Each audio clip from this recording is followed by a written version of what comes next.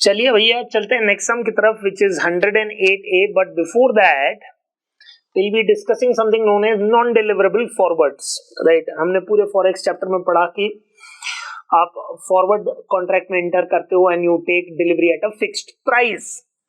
तो अब ये नॉन डिलीवरेबल फॉरवर्ड क्या है? नॉन डिलीवरेबल फॉरवर्ड बेटा it is something like a future transaction where you enter into it and you square off the transaction। Forward में क्या होता है भाई, हमने डिसाइड कर लिया कि 75 रुपये पे हम डॉलर खरीदेंगे, तो we enter into a contract and we take the delivery after 1, 2, 3 months as the case may be, right? हम लोग डिलीवरी ले लेते हैं, पैसा दे देते हैं, डिलीवरी ले लेते हैं, done, that is how it works, done. But non deliverable forward का केस क्या है? Here delivery is not given और taken, rather like a futures transaction enter किया जाता है और लेटर ऑन सेटलमेंट डेट पे स्क्वायर ऑफ कर दिया जाता है, लीडिंग टू अ गेन और लॉस। ऐसा क्यों होता है समझते हैं। चलिए, ऑनशोर ऑफशोर ट्रांजैक्शन है, जनरली नॉन डिलीवरेबल फॉरवर्ड जो होता है वो ऑफशोर ट्रांजैक्शन होता है, ठीक है। तो a non deliverable forward NDF is a cash settled and usually short term forward contract. Generally हम लोग जो फॉरेक्स में फॉरवर्ड कॉन्ट्रैक्ट की बात करते हैं वहां डिलीवरी की बात होती है, ये नॉन डिलीवरेबल है, उसीलिए नाम पड़ गया NDF, non deliverable forward. The notional amount is never exchanged. Forward में हम लोग एक्चुअल एक्सचेंज करते थे, अमाउंट्स का यहां नहीं करते हैं, hence the name non deliverable. Two parties agree to take opposite sides of the transaction for a set amount of money at a contract rate in the case of a currency NDF. This means that the counterparty settle the difference between the contracted NDF price and the prevailing spot price. The profit or loss is calculated on the notional amount of the agreement by taking the difference between the agreed upon price and the spot rate at the time of settlement, जो भी settlement price futures की तरफ, right? हमने short गया, long गए, बाद में हमने स्क्वायर ऑफ किया, गेन लॉस आया। A non deliverable forward is usually executed offshore, right, meaning outside the home market of illiquid और अनट्रेडेड करेंसी। अब दो ऐसी करेंसी आ गई हाथ में जिसके बीच आपको जल्दी से फॉरवर्ड कॉन्ट्रैक्ट अवेलेबल नहीं है, right?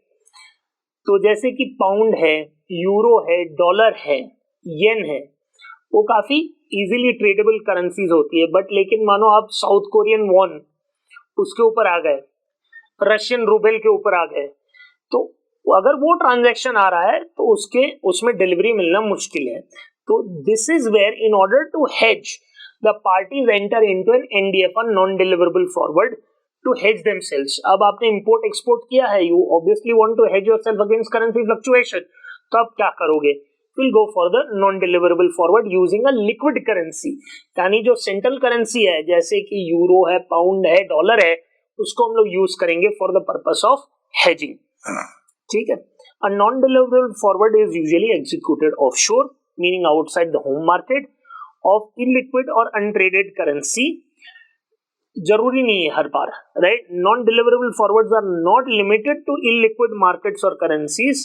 They can be used by parties looking to hedge और expose themselves to a particular asset but who are not interested in delivering और रिसीविंग द अंडरलाइंग प्रोडक्ट।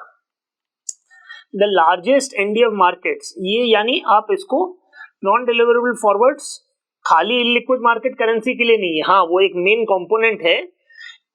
अगर पार्टीज को अपने आप को hedge करना है या एक्सपोज करना है, मानो स्पेकुलेट करना है, then also they enter into such transactions, right? लेकिन जनरली ये इलिक्विड अनट्रेडेड करेंसी में ज्यादा यूज होता है।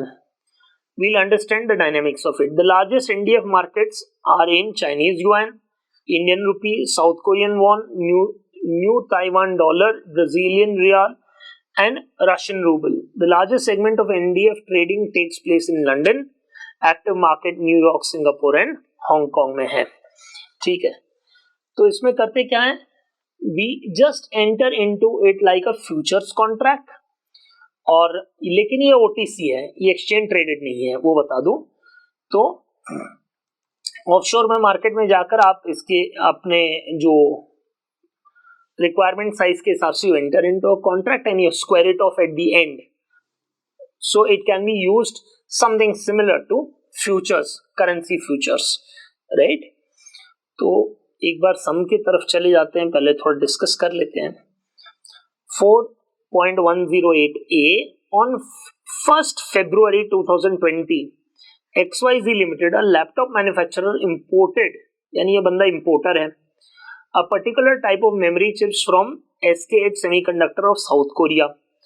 The payment is due in 1 month from date of invoice, यानी 1 महीने के बाद पेमेंट करना है। उसके अंदर करेंसी फ्लक्चुएशन हो सकता है, हाँ हो सकता है, राइट।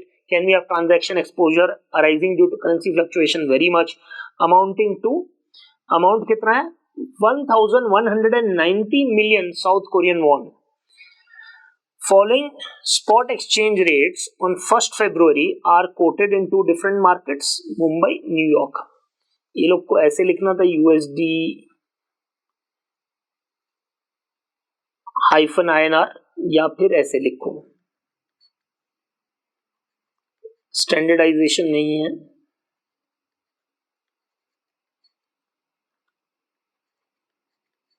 RHS पे जो करेंसी है वो न्यूमरेटर वाली है, डिनोमिनेटर करेंसी है वो LHS पे है, US डॉलर दोनों जगह LHS पे है। Mumbai market, New York market. Since hedging of foreign exchange risk was a part of company's strategic policy and no contract for hedging in SKW was available in any inshore market, यानी India में available नहीं था, so it approached an offshore non-deliverable forward market for hedging the same risk.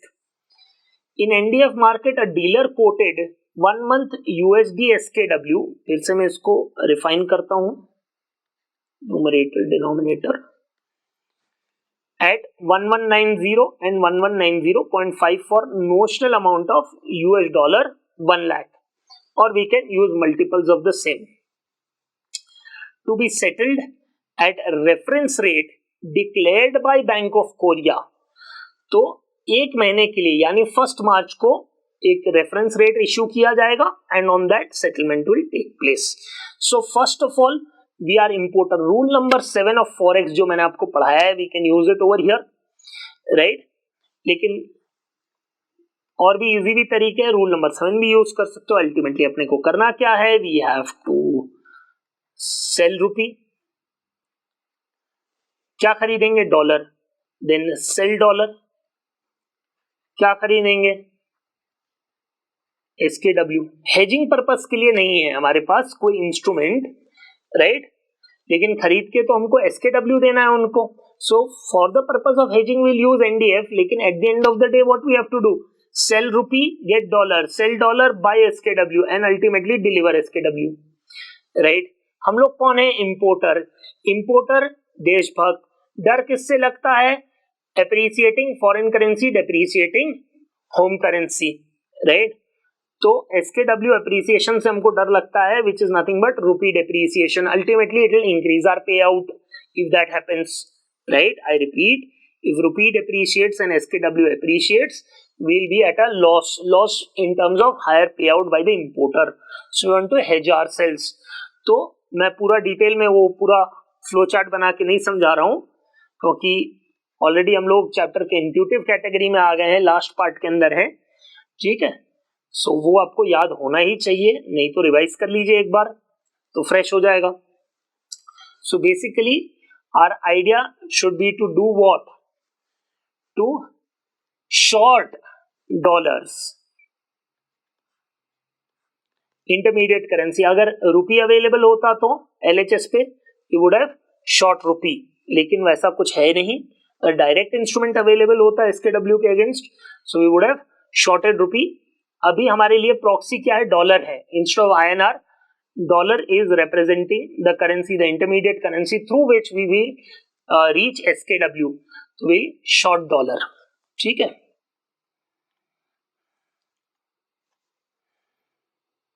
या फिर सीधी भाषा में बोलूं, dollar cell करेंगे तभी SKW मिलेगा, ठीक है। और हमको डर किस बात से है, we are worried about what, SKW appreciation and dollar depreciation. which would lead to a greater payout for us, right? अभी के लिए INR को भूल जाइए सिंपल टर्म्स में, मान के चलिए कि डॉलर आपकी होम करेंसी है, we are worried about SKW appreciation, dollar depreciation. So dollar depreciation will make us pay more for the transaction, hence what do? We short the dollar. अगर dollar appreciate हो रहा है, no problem, we would lose out on the NDF contract, but we would gain in terms of lesser payout. But if dollar depreciates, we have to pay more, right? And how we can save ourselves? इस पे short मार देंगे dollar पे. If dollar depreciates, short cover कर लेंगे, gain आ जाएगा. Which would help us to reduce our payout by profit on the transaction, short transaction on dollar. सीधी सी बात है, right? ये आपने रूल नंबर 7 देशद्रोही देशभक्त ध्यान से पढ़ा है सारे रूल्स, तब जाके ये अच्छे से सेटल होगा. Rule number 6, rule number 7 of forex, और बाकी सब भी रूल्स अप्लाई होंगे. Shuffle rule, drive on the left, सब आएगा. After 1 month, on 1st March 2020, the dealer agreed for SKW 1185 per USD as the rate for settlement. देखो, we shorted a dollar at 1190, right? और cover कब कर रहे हैं? 1185. Is the dollar depreciating? Yes, our fears have come true, and good lord, we actually went short on dollar, and now when we cover it, हमको इस पर profit मिल जाएगा. तो ये हमारा आउटफ्लो को रिड्यूस करने में मदद करेगा. And on the same date the spot rates in the above market were as follows, यानी 1st March स्पॉट रेट्स हैं. ठीक है, rupee by dollar and SKW by dollar. ठीक है, Mumbai market, New York market. What are we able to notice? थोड़ा सा observation. सबसे पहली बात, ओवर 1 month पीरियड अगर आप नोटिस करो 75, 75, 50, 75, 50, 75, 75, which is nothing but US dollar appreciating against INR. ठीक है, so against INR has the USD appreciated? Yes, USD has gained strength. The LHS currency is able to buy more of RHS currency. But if you notice against SKW, the LHS currency, which is the US dollar, is having a lesser strength over 1 month period, right? So in other words, though USD has appreciated against INR, it has depreciated against SKW, or we can term it as that the SKW has appreciated against USD.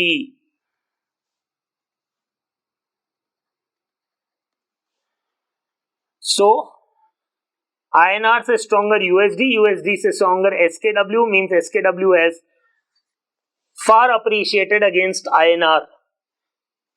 Foreign currency gaining strength is a problem for the importer, because that means depreciation of home currency. You would require more quantums of home currency in order to buy each unit of foreign currency. यानी outflow बढ़ जाएगा आपका. ठीक है, that is what I was trying to explain. ठीक है, तो हम ऑलरेडी बहुत बार पढ़ चुके हैं, तो ये कोई स्ट्रेस लेने वाली बात है नहीं अपने लिए. एक बात बताऊं इन लोगों को, आप लोगों को, यहां देखिए, यहां रेट में ज्यादा डिफरेंस नहीं है. The one quoted under NDF forward and the February rate. March rate में देखिए 1185 पे they are ready to cover it up and settle it. So what's happening over here? यहां रेट में फर्क है. ठीक है, we will sell dollar and take SKW at this price, right? Then we'll sell SKW and take dollar at this price. When you are selling dollar, you are getting 1190 SKW. When you are selling 1185 SKW, yani 5 SKW less, you would be getting $1. Means on selling 1190 SKW, you should be getting more dollars, यानी gain हो जाएगा हमारा. और यहां देखिए spot market में अगर आप डॉलर सेल करने जाओ, राइट, स्पॉट मार्केट में Once you sell dollar, you will get 1188 SKW. Under the contract, you are getting 1190, यानी 2 SKW ज्यादा, right? फायदा हो रहा है अपन को. Not only out of short position, there is anomalies in settlement, right? There is anomalies in settlement that is happening over here.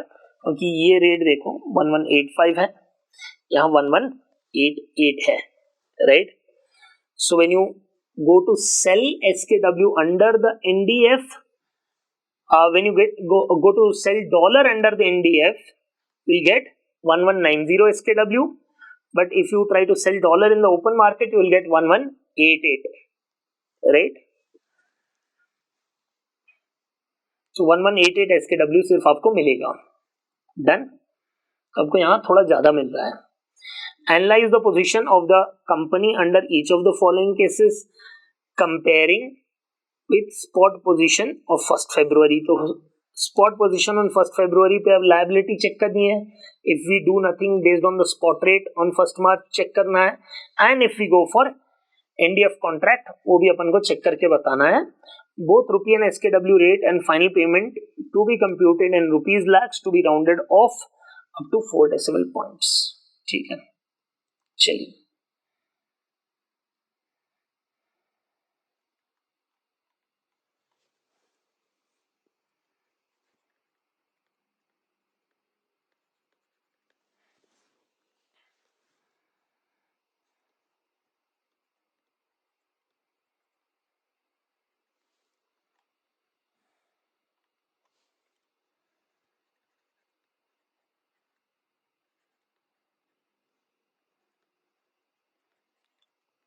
Rates on 1st February, वो comparison करना है ना अपने को.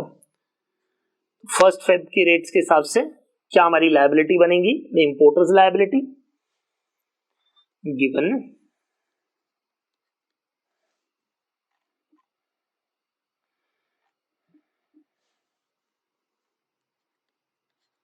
rupee by dollar as how much? 75.50.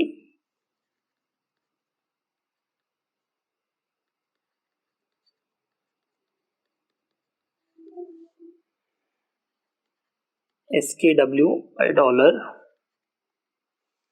क्या है? 1190.75.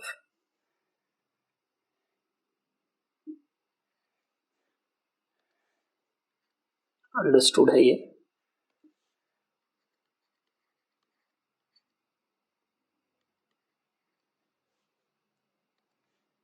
अरे भाई चल जाओ ठीक से.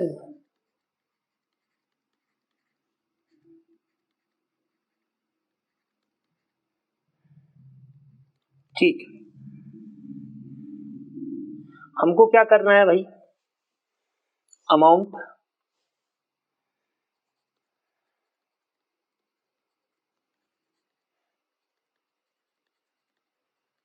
Of import liability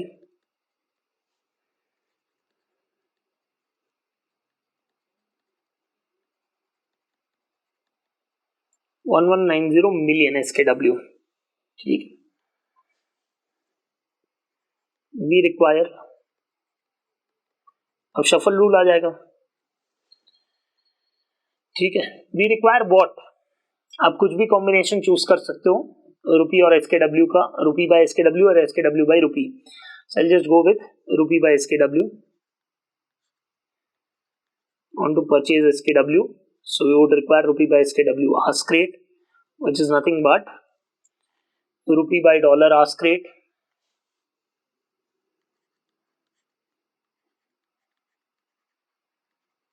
into 1 by SKW by dollar bid rate. Obviously आप अप्लाई करोगे तो आपको क्या मिल जाएगा. Dollar bye SKW ask rate, dollar dollar cancels out, rupee by SKW ask would be your answer. ठीक है, तो 75.50 into 1190, 1 by 1190. Got some rate in place.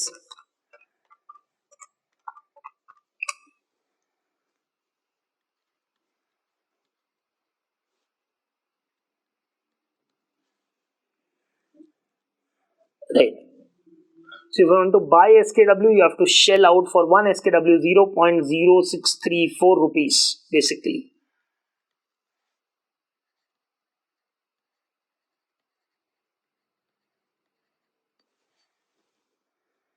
Yes, 445 है तो 4 पर ही 4 डेसिमल राउंडिंग ऑफ हो जाएगा.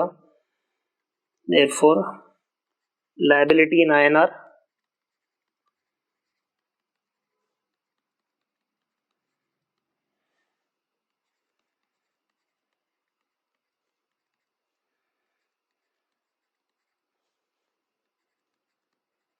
आंसर हमको लैक्स में चाहिए ना, तो मिलियन को लैक्स में कन्वर्ट कर दिया इंटू 10 करके.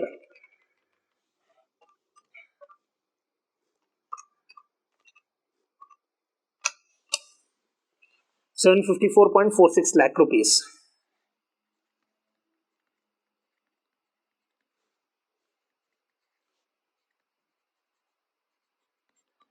Right, based on 1st February. ठीक है, डन. तो इनवॉइस डेट के हिसाब से आ गया हमारा. अब इन्होंने बोला do nothing. If we do nothing we have to wait right till 1st March, और जो भी रेट होगा उस रेट पे हम लोग ट्रांजैक्ट कर लेंगे.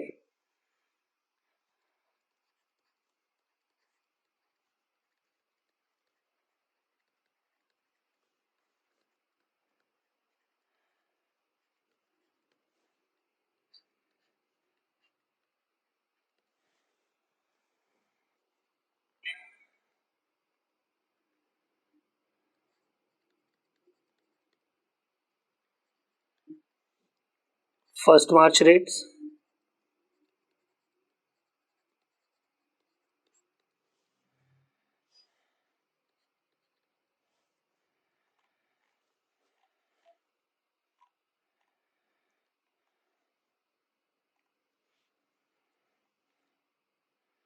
NR bar USD.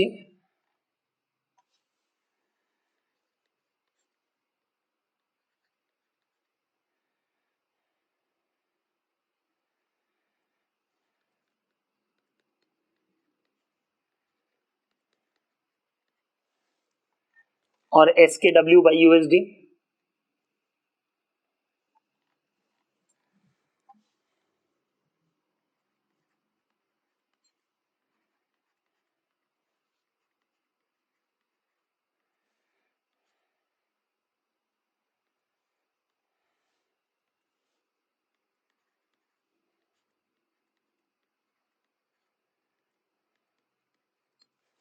Done. We require, see my observation will come to fruition. Logic के ऊपर बेस्ड है. व्हाट हैपेंड स्पॉट के अगेंस्ट अगर आप चेक करो 1st March पे क्या हुआ था. If you notice the dollar has appreciated against rupee, right, और conversely we can say the rupee has depreciated against dollar. Dollar is depreciated against SKW means rupee has quite a lot depreciated against SKW. Hence the payout for the importer has to be higher. Number ज्यादा ही आएगा. We require क्या बाल को rupee by SKW. Ask rate SKW खरीदना है ना अपन को, तो क्या आएगा same thing rupee by dollar ask into 1 by shuffle rule apply कर दिया अपन ने.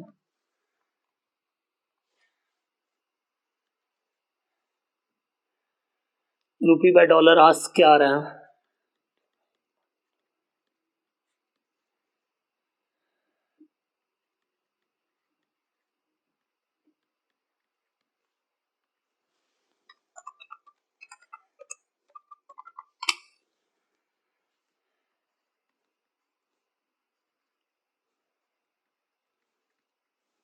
सेवन की जगह 8 कर देते. 7.6 है.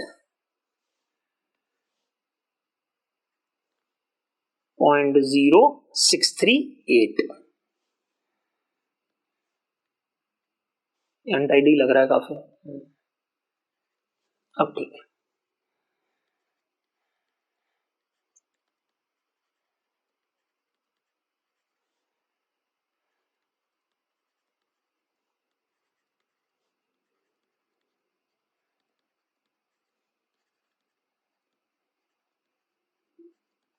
Liability under do nothing strategy कितना आएगा? हमको क्या करना है, हमको SKW परचेज करना है, तो ₹0.0638 would be required for 1 SKW। यानी SKW महंगा हो गया, चेक करो यहाँ, पहले क्या रेट चल रहा था 0.0634, अभी 0.0638। अब बोलोगे सर थोड़ा सा ही तो फर्क है 4 डेसिमल, लेकिन महाराज when it comes to lakhs and millions फर्क ज्यादा हो जाएगा, right? What is the liability? ये लैक्स में है अमाउंट।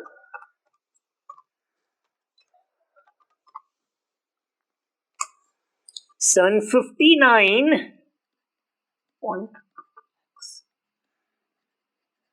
लायबिलिटी बढ़ी, हाँ ना? क्यों बढ़ी? क्योंकि rupee depreciated against SKW quite miserably, correct? ठीक है, और in other words you can say SKW appreciated against rupee, तो ऑब्वियसली फॉरेन करेंसी स्ट्रॉन्गर होती जाएगी, हमको ज्यादा होम करेंसी चाहिए in order to get the same amount of foreign currency, and that is what happened to the importer in case of do nothing strategy. Now coming to the NDF forward part, opting for the NDF non-deliverable forward contract.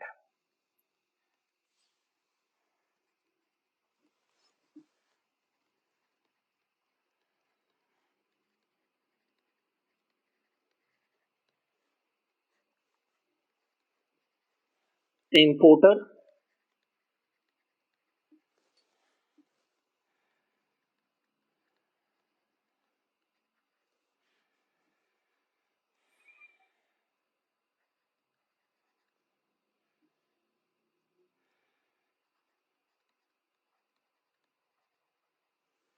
under NDF contract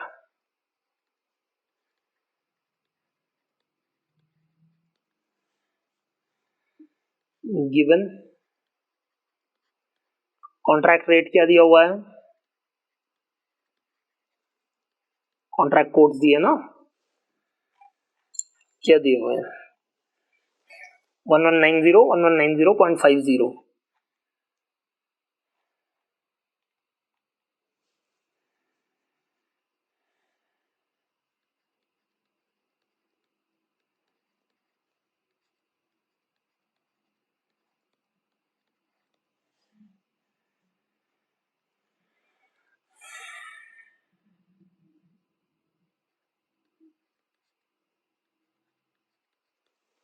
ठीक है,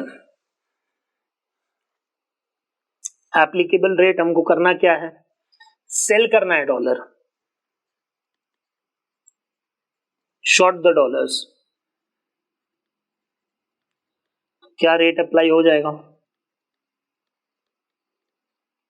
So $1 can be sold under the contract at 1190, correct?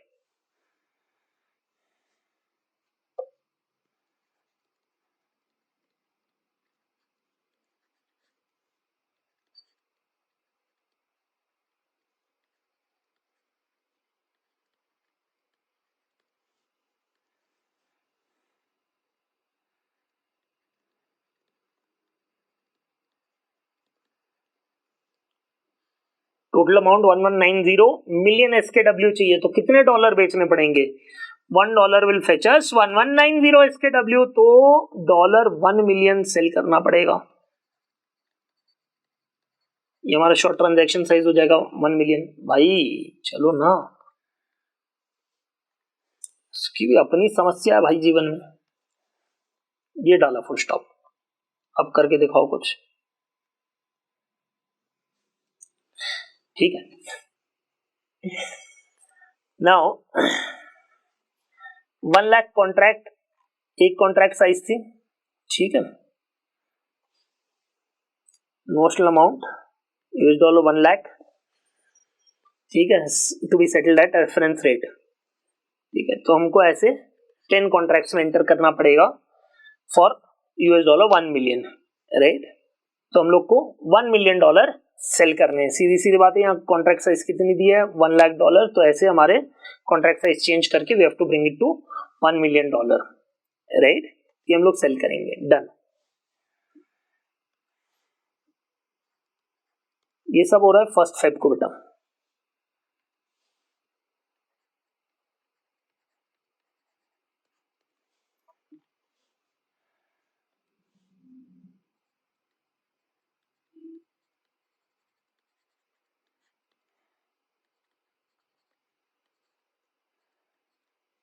NDF contract would be settled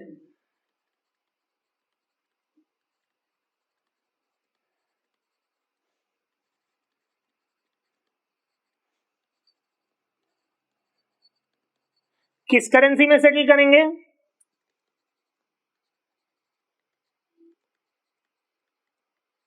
liquid currency, ठीक है। South Korean von and INR, यहां illiquidity के issue की वजह से हम लोग को यहां फॉरवर्ड कॉन्ट्रैक्ट नहीं मिल रहे थे, तो हमने NDF का रूट पकड़ा।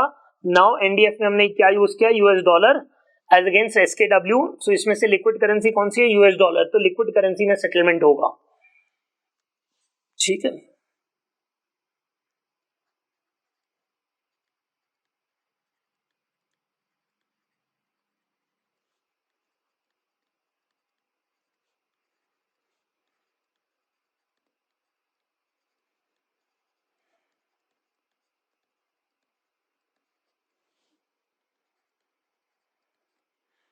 साउथ कोरियन बैंक ने जो रेट दिया था उस हिसाब से हम सेटल करेंगे। Settle at reference rate of 1185, ठीक है, SKW। सो थियोरेटिकली ट्रांजैक्शन कैसे होगा? That we will give $1 million, right? We'll get 1190 million SKW, right? And then we'll give 1190 million SKW, right? And for every 1185 SKW we'll get $1, यानी we'll get back more dollars. In short, हमने short मारा था 1190 पे, cover कर रहे हैं 1185 पे। Simple सी बात है, शॉर्ट पोजीशन ली थी, कवर कर रहे हैं, तो 5 SKW पर डॉलर हमारा गेन होगा, right?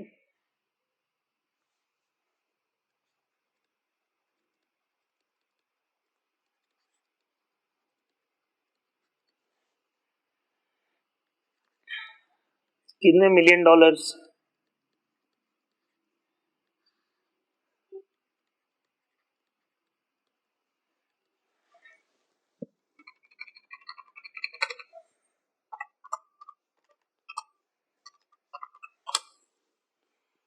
That is $4,219.41. This should be the gain. Otherwise, you can go by the longer route, 1190, right? 1190 was the contracted rate into $1 million. So you get 1190 million of SKW divided by 1185, right? So you get 10,04,219.41. उसमें से 10 लाख निकाल दो. So the gain, net gain on transaction is how much? $4,219.41, right?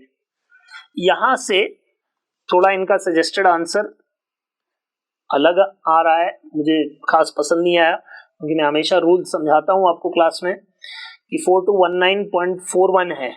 अब इसको INR में convert करने की कोई आवश्यकता नहीं है, because my dear friends, this is very important to understand. ये जो भी आपको SKW USD के बीच में ट्रांजैक्शन हुआ, right, you got the profit in dollar terms. ये लोग ने क्या किया? डॉलर प्रॉफिट को INR में कन्वर्ट कर दिया। मेरे हिसाब से ये नहीं करना चाहिए। क्यों? सीधी सी बात है, because at the end of the day you have to sell INR and buy dollar, then sell dollar and buy SKW and pay off, correct? So if you have got a profit in dollars, let it stay in dollars, right? And find out the rest of the dollars you need to get in order to purchase the required SKW. होता क्या है, इससे problem का बड़ा trivial सा matter है, लेकिन एक एक पैसा मायने रखता है मेरे हिसाब से, ठीक है? इतना बड़ा ट्रांजैक्शन है तो हर every bit of money counts, right? Because at the end of the day multiplying factor की वजह से the difference becomes larger, right? So what they do when they sell dollar and convert the profits to INR, what's happening? You are selling dollar. नसीब खराब rule, right? So when you are selling dollar, obviously the lower rate would be applicable, right? And convert it to INR. Again, when you have to go to SKW, you have to buy dollar at 75.75. So the difference of 0.25 will create that bit of loss for you. नहीं करना चाहिए ये, ठीक है? मैंने कितनी बार समझाया है कि कभी रिंगा रिंगा रोजेस नहीं खेलना, स्ट्रेट शॉर्टेस्ट पाथ लेना है अपन को.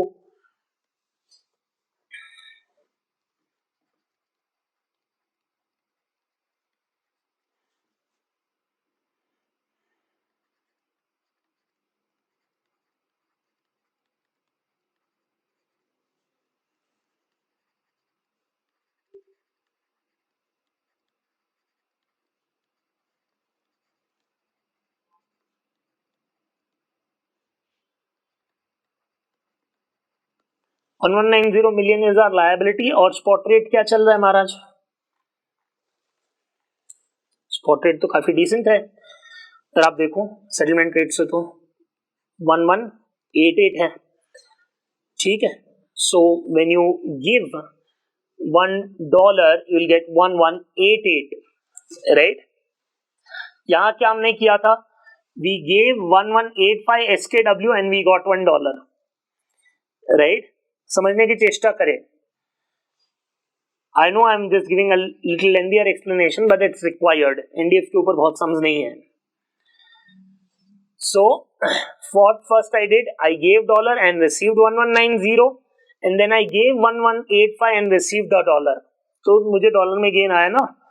लेकिन अगर आप यहां जाकर देखो, if I give $1, right, I am getting 1188 SKW, ठीक है.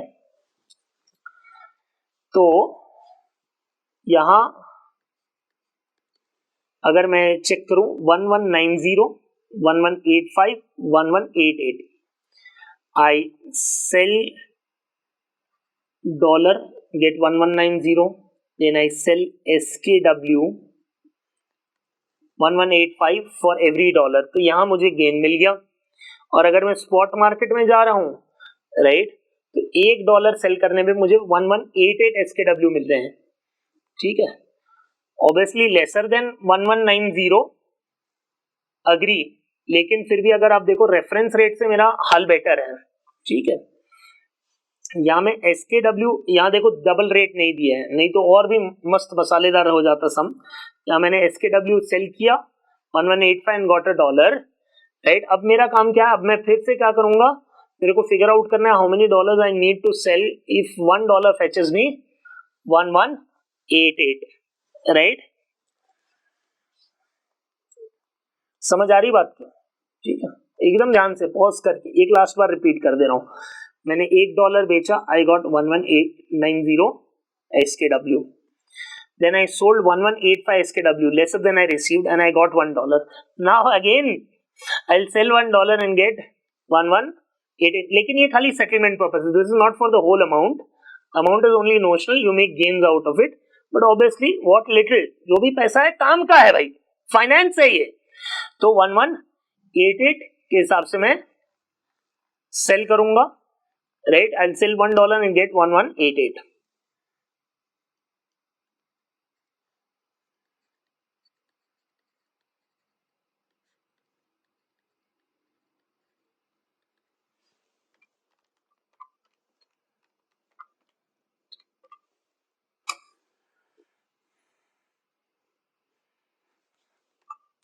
इंटू 10 कर दें, लैक्स में नंबर ले लेते हैं ना, क्या दिक्कत है?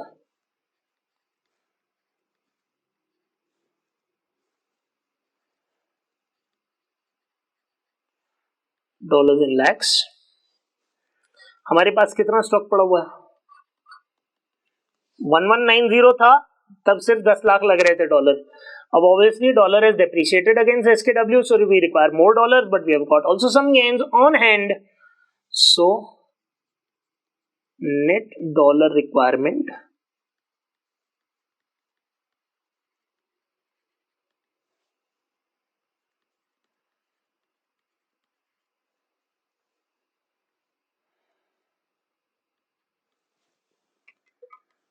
$4,219.41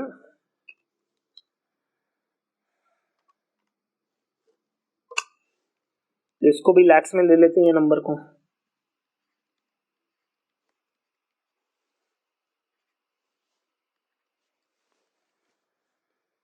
4219 आया था। So keeping the 4 decimal thing in sync, 10.0168 0168.0168 minus,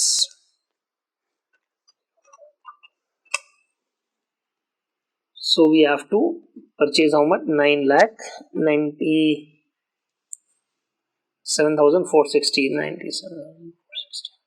That's $9.9746 lakh. We have to buy किस रेट पे? स्पॉट रेट पे। फ्यूचर्स की तरह काम कर रहा है, आप देख रहे हो ना, क्योंकि ये प्रॉफिट हमने एडजस्ट कर लिया, इसका हम लोग फिर INR में कन्वर्ट नहीं करेंगे। एंड स्पॉट रेट पे if we have to sell rupee means we have to buy dollar at 75.75, तो हमारा आंसर आ गया।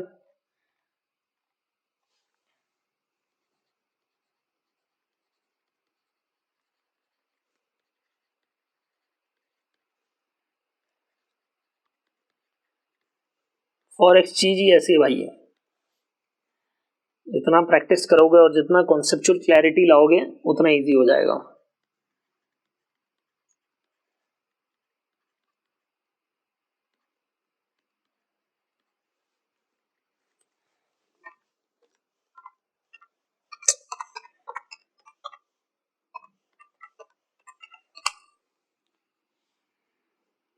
क्या गई अपनी लायबिलिटी इन रुपी टर्म्स? 755.57595 है।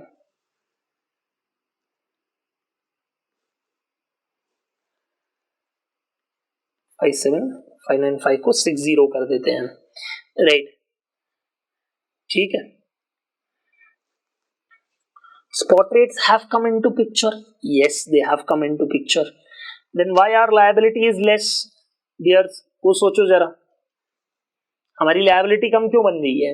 वो सोचो, 4,219.41 का जो गेन हुआ था डॉलर का, right? That is saving us a lot of money. ठीक है, 4,219.41,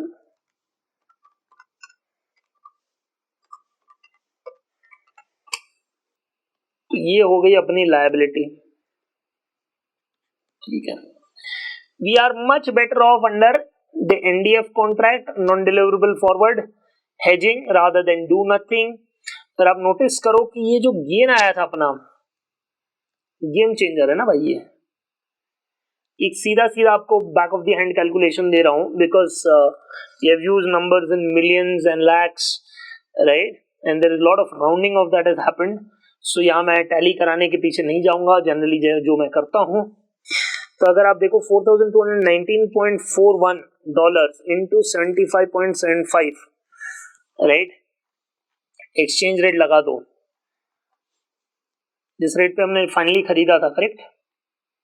ultimately in order to pay, इतने पैसे हमारे 3,20,000 लगभग हमारी यहाँ सेविंग्स हो जा रही है, right? If we had to purchase this, we had to shell out 3,20,000 more, so that would have gone to almost 759 almost, right? जो हमारे डू नथिंग की हालत थी ऑलमोस्ट। ठीक है, आ रही बात समझ? ये प्रॉफिट ने हमको बचा लिया वहां।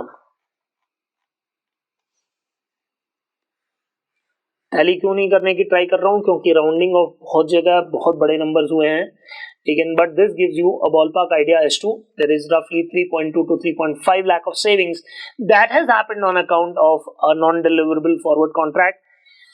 And if we check it against the invoice date पे possible ही नहीं है, ये तो खाली एक as a point of reference ले रहे हैं हम लोग।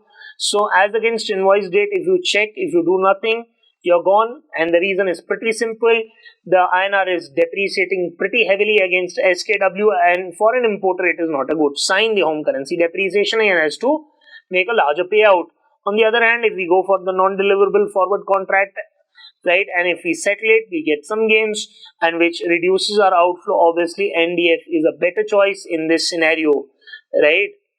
तो इनवॉइस डेट से कंपैरिजन करो, थोड़ा ही एक्स्ट्रा पे कर रहे हो. If you do nothing, you have to pay substantially higher amount, as there are savings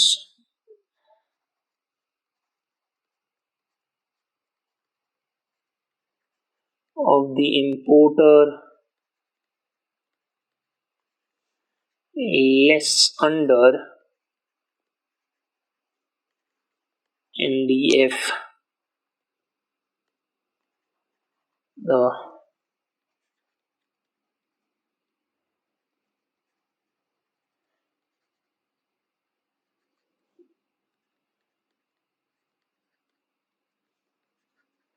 for the purpose of forex hedging. ठीक है.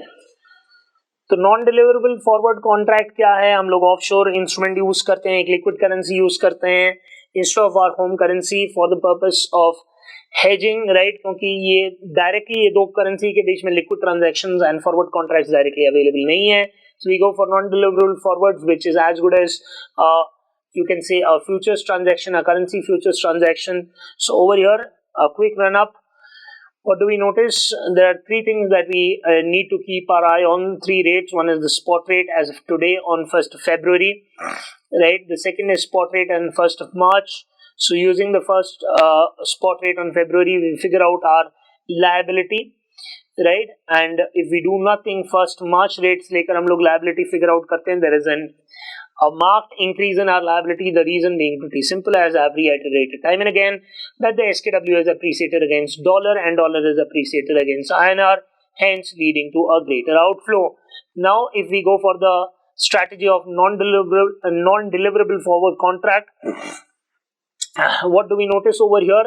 Under the non-deliverable forward contract, we have got two rates under which we can enter into a contract. So we don't have rupee into picture. We have just dollar, the liquid currency, and SKW. So we enter into a sell dollar contract at 1190, and which is you can say covered back at the reference rate of 1185, right, leading to a gain of $4,219.41, right? हम लोगों ने cell किया था 1190 पे dollar को, and बाद में हम लोगों ने बाय बैक किया उसको 1185 के रेट से, राइट? तो शॉर्ट पोजीशन कवर की हमने. मैंने आपको दोनों तरीके बताया आप कैसे कर सकते हो, ठीक है? And you got some excess dollars at hand. Don't convert that dollars to INR. I told you the reason for that as well. Figure out how many dollars are required in order to buy the 1190 million SKW. And what do we find?